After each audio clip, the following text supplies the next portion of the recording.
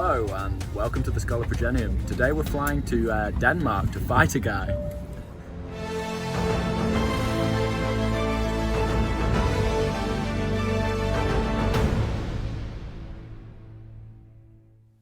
Now, before we get into the meat of the battle report itself, I just want to say a little bit about the format of this video.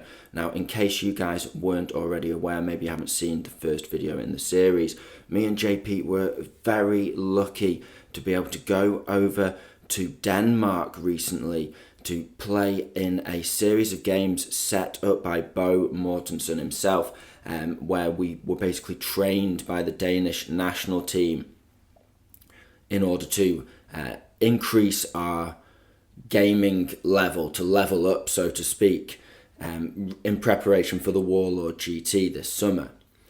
Now, these guys brought some of the hardest lists they could put together, and it was a very intense weekend of just absolutely amazing games. It was so fun, and I just want to say a thank you once again to all the boys out in Denmark.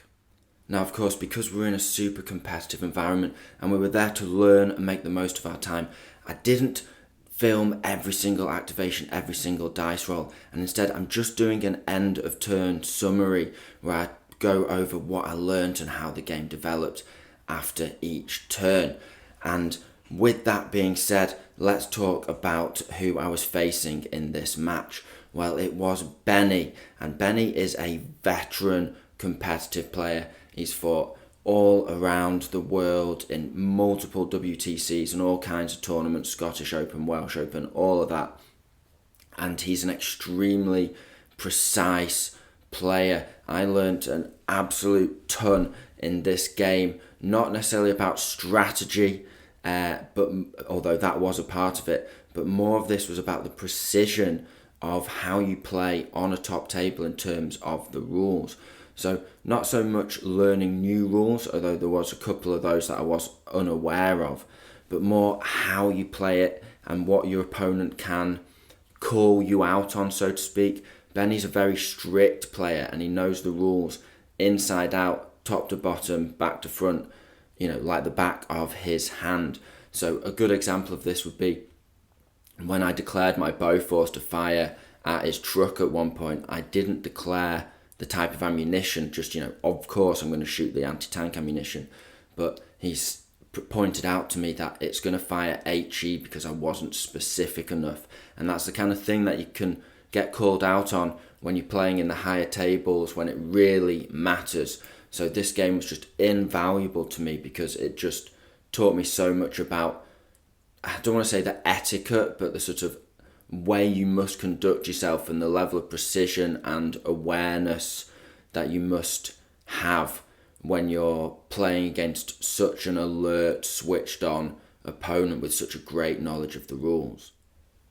So of course Benny was a very strict coach here with me. He let me make my own mistakes and then pointed out what I'd done afterwards. He wasn't there to pull any punches, and he really did everything he could to beat me in this matchup. And it was just a really intense game, but at the same time he was an absolute gentleman. We just laughed non-stop throughout the game, as was the case with all of the matches. The Danish crew, we got on with them like an absolute house on fire, and Benny just taught me an absolute ton. And we got talking about loads of stuff. He gave me loads of ideas for my partisan list, and just in general, just is such a knowledgeable and friendly guy that the conversation just flowed, and I just took away so much from this game. In terms of Benny's list, what was I facing? Well, it was a brutal 20 dice Soviet list. And let me tell you, this was the first time I'd faced a list that was of this number of initiative dice. So absolutely crazy experience for me. Now, in terms of the list, I don't have the absolute specifics, but I can give you a rough overview, which is that he had an inexperienced second lieutenant with a friend. He had a commissar also with a friend, inexperienced. He had his free 12-man squad with anti-tank grenades, of course. He had 2 Strath battalion 12 men, and I think they had 9 or 10 rifles and 2 or 3 guys unarmed in each squad. He also had 3 engineer squads, all with I think 7 men and body armour, and all SMGs. But one of the squads had a flamethrower in, but the other 2 were just SMGs. He also had 3 dog squads, inexperienced. He had 3 inexperienced trucks. He had a jeep with an MG on it. He had a mortar, light mortar, inexperienced. He had a light howitzer, inexperienced again. He had a Dakar truck, which is the truck with, I think, 4 medium machine guns on it, so 20 shots. And I believe that was inexperienced as well. He also had a mule, and I believe his 20th dice was a flamethrower team. So all in all, he's packing a couple of flamers, 3 big squads of engineers, all in trucks, and then plenty of chaff with another 3 squads of 12 inexperienced, essentially. The Strath Battalion are shirkers, but that's still 36 inexperienced bodies that you can just pile across the board. And to make matters worse, we were playing sectors. And sectors is the mission where you have to get units into the neutral table quarters or the opponent table quarters to score. So with 20 dice versus my 15, I was going to have to really do my absolute best. And again, this was going to be a big game of manoeuvring and cat and mouse. However, I'd just come out of my first game against Gurkhas, where it was an absolute manoeuvre, sort of learning experience. I'd then gone on to face Polish Lancers, my first ever time playing against Polish Lancers, 5 squads of cavalry. I think about 45 cavalry on the board. And again, that was against my Finns. It was a cat and mouse game of manoeuvres where we hadn't actually killed a single dice until turn 4 because of the advancing into ambush of my sissy and his sort of going into ambush and wrecking with his horses. So I'd learnt an absolute ton coming into this game, and so I was going to apply all of that knowledge to this matchup of sectors, and I had a plan of action. So I'll go through my list now and then we'll look at the game setup. Now, in terms of my finish list, I've got 15 dice here. Starting off, we've got a second lieutenant, just regular. That's the cheapest you can go. You can't go inexperienced lieutenants with Finns. I've then got 4 squads of 8 sissy, all armed with rifles. These guys are master of the hunt, so they can advance into ambush. And of course, if they shoot rifles from ambush, they get +1 to hit, so they start on a 2-up. Rounding out the infantry, I have a squad of 6 continuation warfighters packing 2 Panzerfausts. These guys are not tough fighter, but all the sissy are upgraded to tough fighter. In terms of support squads, starting off, we have a regular mortar without a spotter, just a medium mortar. We have a veteran sniper team. We have a regular Panzerschreck team, and we have a regular flamethrower team. Now, in this matchup, I had my regular flamethrower team in the regular utility car, and I had a second inexperienced utility car, which I put the Panzerschreck in.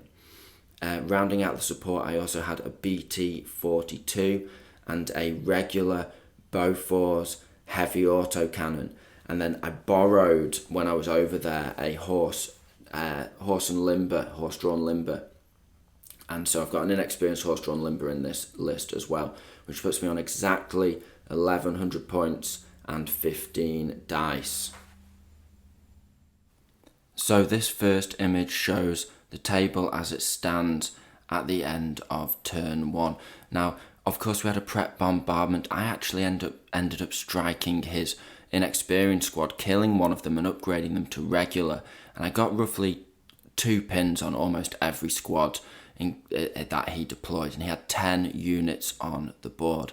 If you look up into his table quarter, which is the top right one on the image, you can see he's got his mortar and his howitzer in a little fire team on the top right. He's then got his inexperienced squad in the centre of his table quarter, and he's got ton of small unit, dog teams, commissar, lieutenant, just hidden out of line of sight behind that ruin with the tower. And then leading the way, he's got 2 Strath battalion right on the edge of his deployment zone, ready to run into the neutral table quarter. Facing off against him, I put my sniper just hidden behind that wall in the neutral table quarter, because my plan was to just pick off as many of those small teams as I could, if he tried to get into a position where he could score with them, essentially. Over the course of the game, just moving and shooting. I also had a plan to potentially, if he stayed hidden behind that ruin, to advance out round the edge and then pop an ambush at the end of the turn to try and pick off his mortar. In terms of my infantry, I left 8 units off the board. I had 3 units of Sissy on the board. 1 started off next to the Beauforts, and then it just advanced across into the neutral table quarter into ambush, ready to strafe up his Strath battalion, and actually put a burst of fire in and killed 3 of them at the end of the turn, and then put a pin on them as well. The Beauforts is just in the centre there, able to cover anything that comes into the neutral table quarter. Anything that comes towards my table quarter, just got a great line of fire there. Of course, can't really see his edge of the board, but as soon as he starts getting into a scoring position, it's just going to light them up, hopefully, over the course of the game if he can stay alive. And then I've got 2 more squads of Sissy just in central positions, but where they can advance forward or backwards into other bits of terrain. So I'm in a position where I'm in hard cover. I can see plenty of the neutral table quarter as he comes on, and I just knew he had essentially 3 trucks full of veterans that I knew was going to speed down that flank towards my table quarter. So that's why I had 2 squads of Sissy right there right on the edge to sort of get in his face and advance backwards and slow him down, but hopefully pin up his trucks as he came on. And then of course I had the BT-42 although it's on one flank, it is in the centre left of my deployment zone, able to block off a truck whizzing through that gap with its hull, and also able to shoot anything that comes on that neutral table quarter as well. So I was happy with my positioning. And then off the board, of course, I had a flamethrower and a Panzerschreck team in cars. I had another squad of Sissy, continuation war fighters, and I think that was it. And my horse and limber, of course. Now, he actually did hit that left-hand Sissy squad that's just by the BT, and killed one of the members with his artillery strike. And in the first turn, he also got a lucky 6 with a drop shot on his howitzer to the Sissy squad that's in the centre with that blue dice next to them. So I'd got 2 pins, and he was hitting me on a 2-up from that point onwards with that middle Sissy squad, and I'd lost a guy down to 7 men and a couple of pins on the left hand. So that, but then the rest of my stuff passed off its rallies or so on and so forth. So I was, for the main part, unpinned on my forces, whereas he was still carrying a fair few pins, especially on his small units that are just out behind that tower. A lot of them, he failed a couple of rallies, you see, although the Strath Battalion did manage to get forward with the help of the officer and commissar executing one of their members in one of the squads. So at the end of that turn, one of the Strath Battalion units had taken 8 casualties and one was on 12, and then the inexperienced squad had upgraded to regular but was on 11 men. So I'd done a few casualties and I'd taken 1 in return, and he'd called in his airstrike, although at the start of turn 2 the airstrike did not come in, buying me some time. Now, one mistake I made here, which was a learning experience, is I decided to first dice the game. I got it despite it being 15 to 20 in the bag, and I decided to fire my BT-42 indirect into his artillery observer, who's just up on that left flank in the tank traps by the orange dice bag, which has a slice of cheese in it. It's a cheesy dice bag because he has a cheesy list. Very funny. Now, I rolled that shot, and then after I rolled the dice, it was like, now you would have missed that. And I was like, okay, why? And it was like, because you're probably within 30 inches there. And it was true, I was within my minimum drop shot range, whatever the minimum range is. I was within it with the BT to that artillery observer. So as you can tell, Benny was a hard taskmaster, but certainly a fair one as well. Turn 2, and it was time to activate my plan against the shirkers. I advanced on with my first dice into ambush with a sissy squad from reserve into the neutral table quarter, facing off against those shirkers coming between the two buildings. As he advanced forward, before I could get any more ambushes on, I blasted into them and did some serious casualties and put a pin on them. I then put a second pin on them with my sniper and then shot at them later in the turn with the sissy squad in the tank traps, just straight up moved and shot. And that was enough to do enough damage to cause them to do a runaway check. And they'd already stacked a few pins on them at this point, and they fled even with the reroll from the Soviets. So that was one shirker squad dealt with. I then brought on my car with the flamethrower from reserve straight up into the face of the next shirker squad and hot my flamethrower into that little bit of rubble that you can see just near the midline of the neutral table quarter, and I flamed up that second shirker squad and drove them off as well. So that was the two shirkers dealt with, and I just had a regular squad facing off against a decent amount of veterans and also some nice supporting fire from the flamer and the sniper. Now he turned around and started popping shots at me with his dog team rifles and his commissar and his MG from his Jeep that had the flamethrower and so on and so forth. But it was just a couple of pins here and there, and he was on, because he's inexperienced now, he's in hard cover, and he was having to move to get angles on me. He was getting 6s followed by 6s on a lot of his shooting, and a lot of his activations didn't even put pins on me, but I didn't really take any casualties at all on the right flank. Meanwhile, on the left flank, things were also heating up, and I learned a lesson the hard way here against Soviet veteran engineers.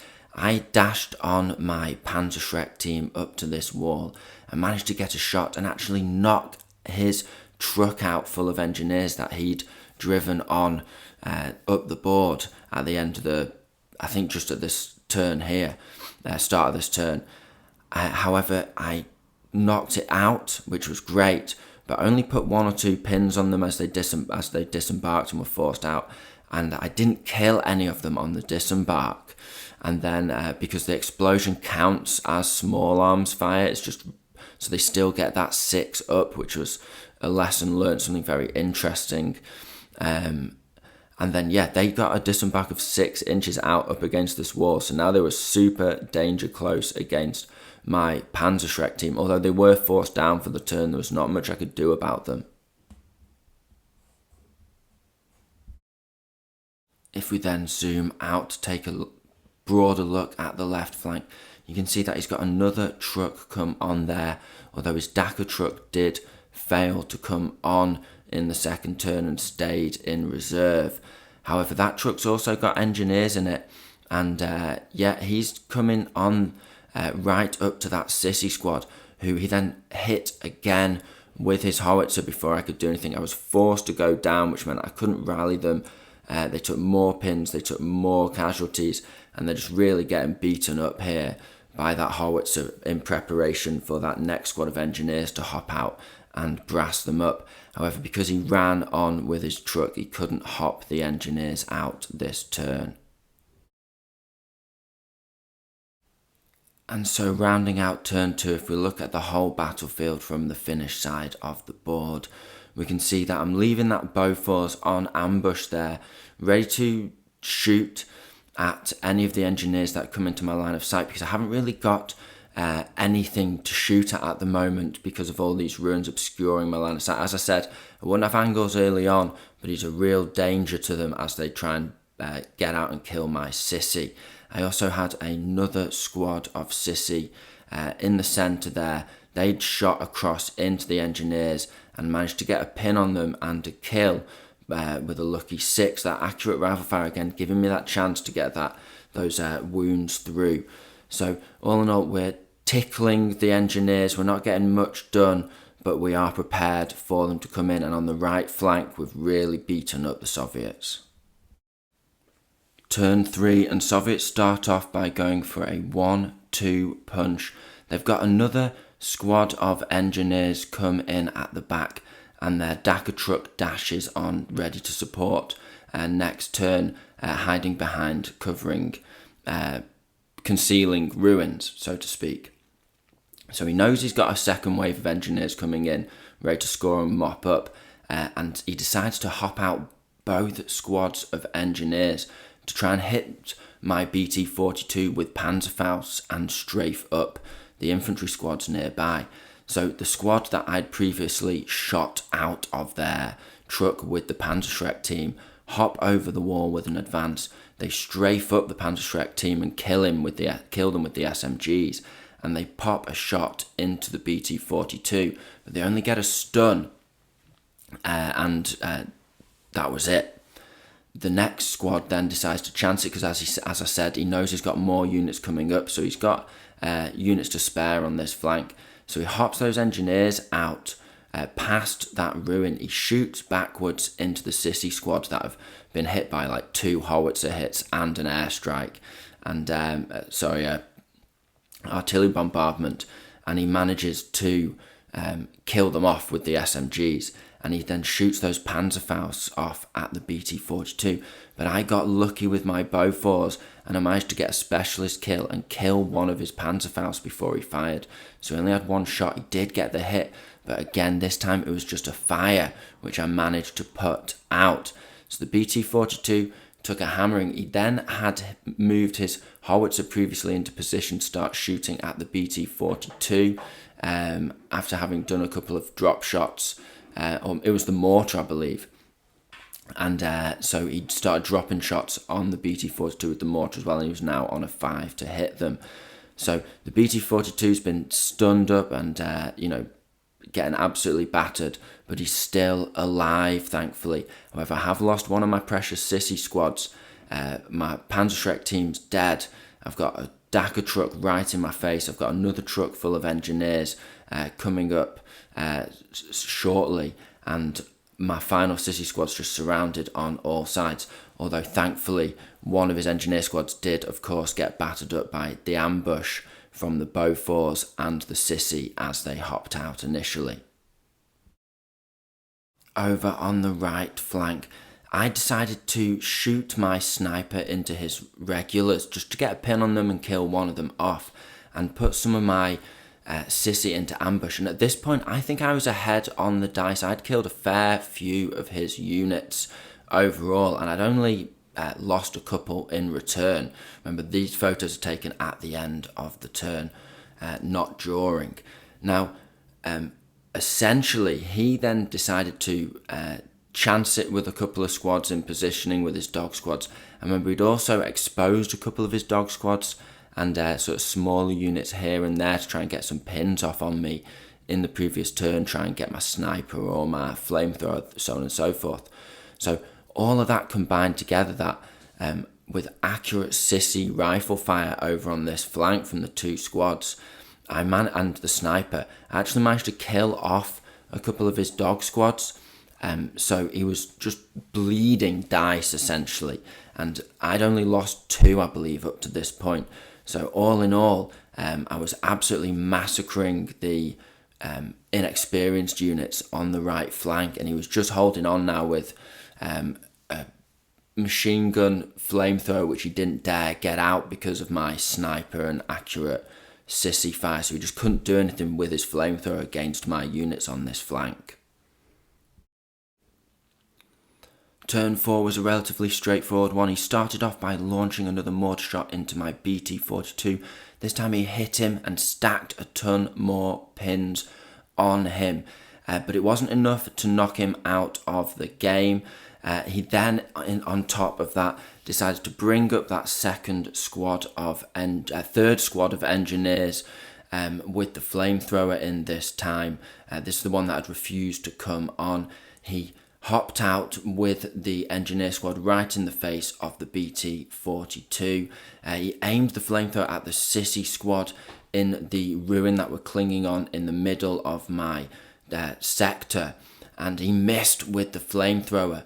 The 2 Panzerschreck shots and the SMGs managed to just put a pin, a little casualty on the Sissy squad. The two Panzerfaust hits, however, found their mark and finally knocked that BT-42 out, although it had taken a total of 5 Panzerfaust hits before it died and a mortar hit. So very impressive indeed, the little BT-42 that could. Now, I switched track with my Bofors and decided to knock out one of his trucks, and then he finished off this flank by assaulting my final Sissy squad with one of his engineer squads and wiped them out. He bruised them up a lot in the run up to that by shooting them up with his Dakar truck at essentially point blank range. Now, my turn 4 on the right flank was very straightforward. I actually didn't get any photos of it, but picture it like this. I ran forward with everything. I also brought on a continuation war squad that had been hanging around in reserve for a while. But essentially, I'd killed everything within rifle range at this stage on this flank. So it was just sprint forward and get in position for turn 5. On the right flank, turn 5, the Finns got the first dice, and I started off by moving a squad of Sissy, advancing into ambush to cover his entire deployment zone. They could see past the ruin with the tower now. I then charged with my second Sissy squad into his regulars. Now, it was a brutal fight and I actually lost like 5 guys, but I did wipe out his squad ultimately, over his unit, over a couple of rounds of combat, and ended up with 3 guys just hidden in that little pile of rubble there, as you can see, with the commissar and a dog squad and a jeep with a flamethrower in. Now, he had no choice. He decided to hop out with his flamer and try and finish off that squad, because at this point it was do or die. However, I also had my sniper moved up, just looking round the corner of the ruin with the tower, and that just clipped and killed off his flamethrower as soon as he hopped out of the jeep. That allowed me to then spray my ambush at the end of the turn into his Dakar truck that you can see there, and I'd also shot at it with the Bofors. It had moved sort of backwards over a couple of turns, shooting at a Sissy squad, just giving fire support and repositioning to the centre of the board over the end of last turn and the beginning of this turn. But it took some hits from the Bofors, which actually set it on fire, and overall it ended up on 4 pins at the end of this turn, so not ideal for the Dakar truck. So if we take a step back and look at the bigger picture from the Finnish side at the end of turn 5, as you can see over on the left flank, the Sissy did sell their lives dearly. He ended up finishing off a mortar squad down there, although I did manage to flee off with my car, an officer in it previously. Now, the officer had hopped in a car and sort of dashed off in it. Now, that the Panzerschreck team was originally in. Now, as you can see, the officer has just disembarked from that car at the end of this turn and dashed up into the neutral table quarter and very close to that ruin there behind the Sissy, where we can get into my opponent's table quarter to score.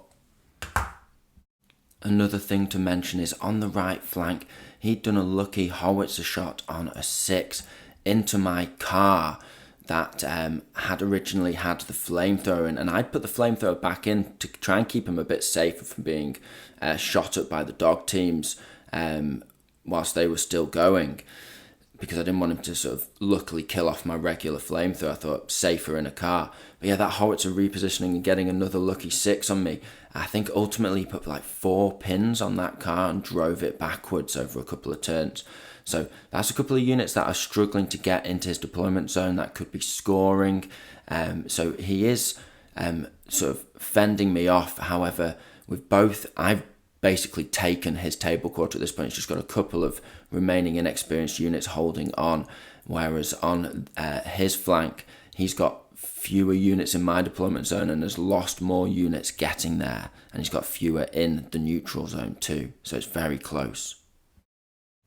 Turn 6 for me on the right flank started off with me just advancing all the infantry that I could up to try and finish off any of his support teams. They're all inexperienced, to try and pick up those extra dice, get those extra points.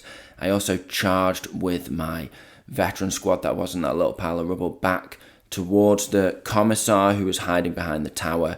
I killed him off, lost a guy in return, and then advanced into that bit of rubble. And as you can see, I also advanced my sniper into his deployment zone in that bit of rubble, that ruin rather, and I also dashed my continuation war squad the final stretch up into that, just next to that bit of rubble as well.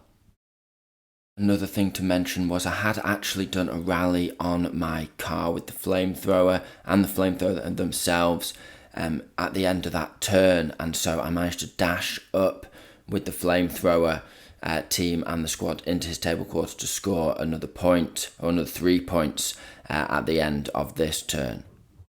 Over on the right flank, he pulled off a heroic order check with his Dakar truck to pivot and run over into the neutral table quarter, nice and safe, and scoring an extra point for him.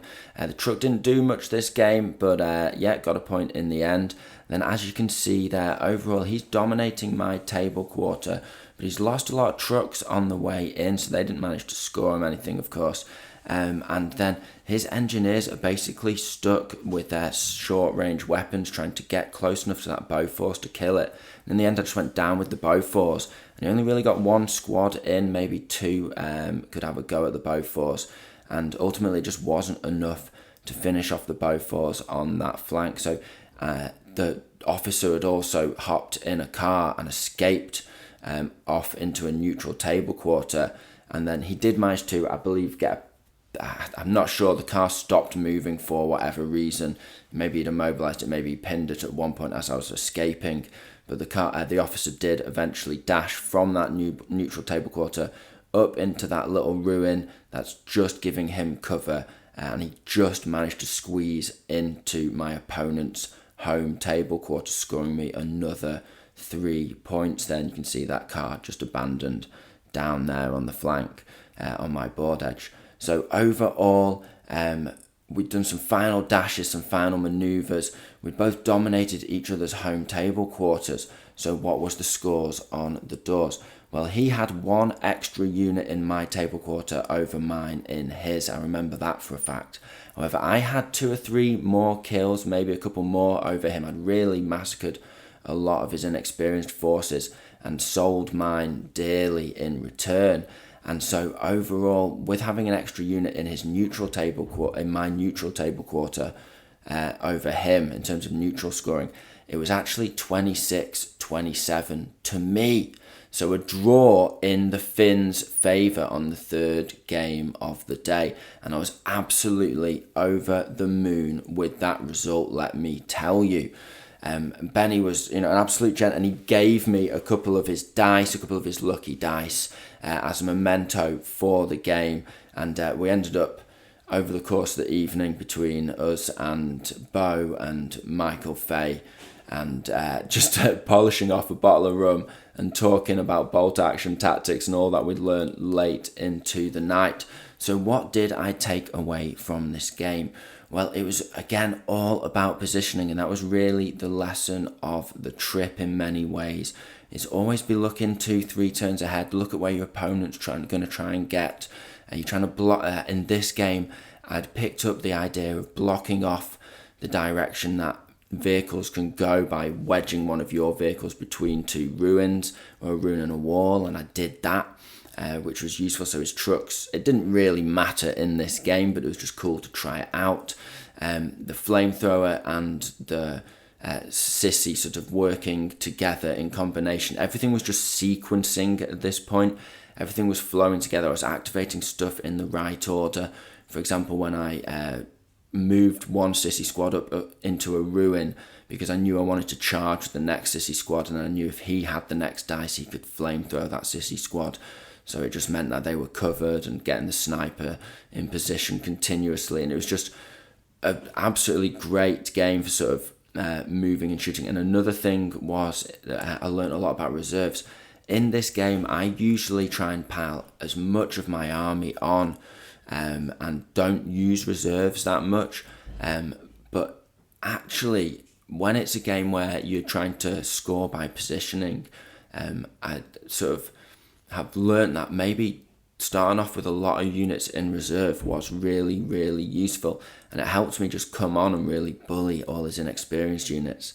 And then, yeah, my final thing was that, you know, veterans versus veterans, it does actually take time for that to resolve itself, and veteran units in defense can really slow down veteran units on attack, whereas veteran units on attack against inexperienced units on the defense is just, you know, it's an absolute walkover, and I absolutely rolled over his massive horde. You know, my units were heavily outnumbered on the right flank, but there was just nothing the Soviets could do to stop them. So all in all, just an absolutely fantastic game. I want to thank Benny again for his time and for all his coaching, and yeah, it was just a really, really fun game all in all. So I hope you guys learned something from this. Give us a like and a subscribe if you've enjoyed the video, because it really helps the channel out. And consider joining as a member. It's less than half a pint of beer a month, and it allows us to do more exciting projects and just expand the channel ever further.